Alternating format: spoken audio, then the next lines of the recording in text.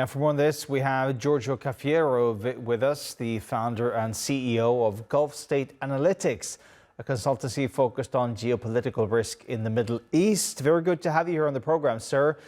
How big is the risk here, do you think, of an all-out war between Israel, Iran, and Iran? I mean, do you think there's enough international pressure for diplomatic negotiations, or are we actually seeing the beginning of a wider conflict that could actually spread across the region?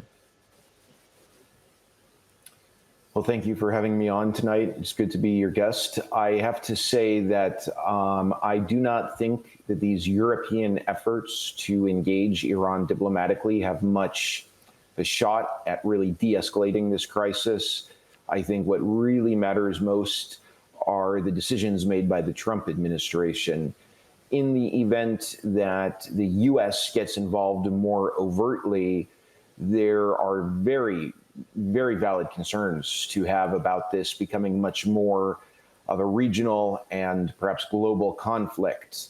I think it's pretty clear that if the United States were to intensify its intervention and to play a more overt role in the war on Iran, the Iranians would retaliate against any countries in the neighborhood that they perceive to be sort of facilitating American operations against Iran.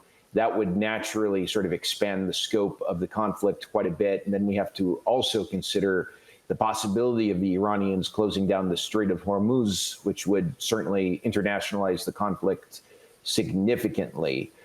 I think if the Trump administration chooses to not go down that path and chooses to not make the U.S. role in this war more overt, there could be some reason to be cautiously optimistic about the conflict winding down, maybe not immediately, but at least at some point in the foreseeable future.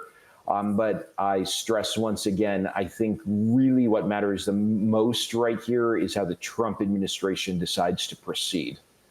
So what do you think then? I mean, is Trump on his way to enter the war, or is he looking to get a deal done and to try to pressure Israel into, you know, stepping up and entering the negotiation room and to try to find sort of a diplomatic solution?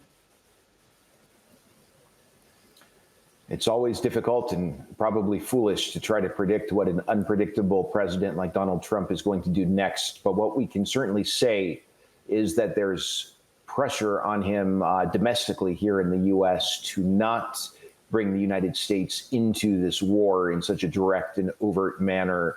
When we look at those in his base, as well as the American public at large, there is not an appetite for getting the U.S. Caught up in some sort of a costly quagmire or some protracted military conflict in the Middle East.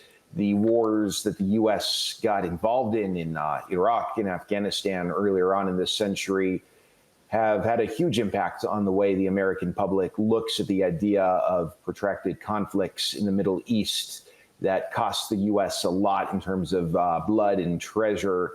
At the same time, there's no doubt that Trump is aligning U.S. foreign policy very closely with Israel, and the Israeli government is really doing everything it can to try to pull the U.S. into this conflict.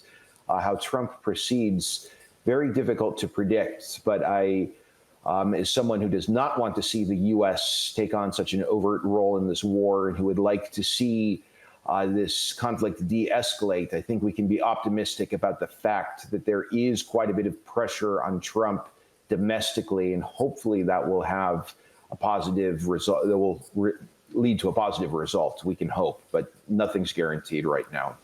So what about the big elephant in the room here? I mean, you have some competing narratives on whether or not Iran actually wants, you know, a nuclear weapon. Do you think that there's enough evidence to back those Israeli claims that Iran is just like a couple of days or weeks away from actually having a nuclear bomb?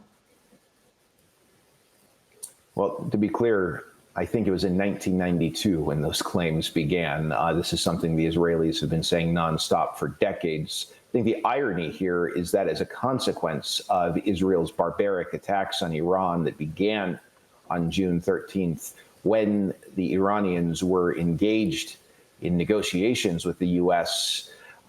As a consequence of that, I think the dialogue in Iran has changed. And now those in the country who think that being an NPT signatory has served Iran's security interests, I mean, they're taken a lot less seriously. And those who do advocate acquiring a nuclear bomb, they sort of have the upper hand in debates inside Iran.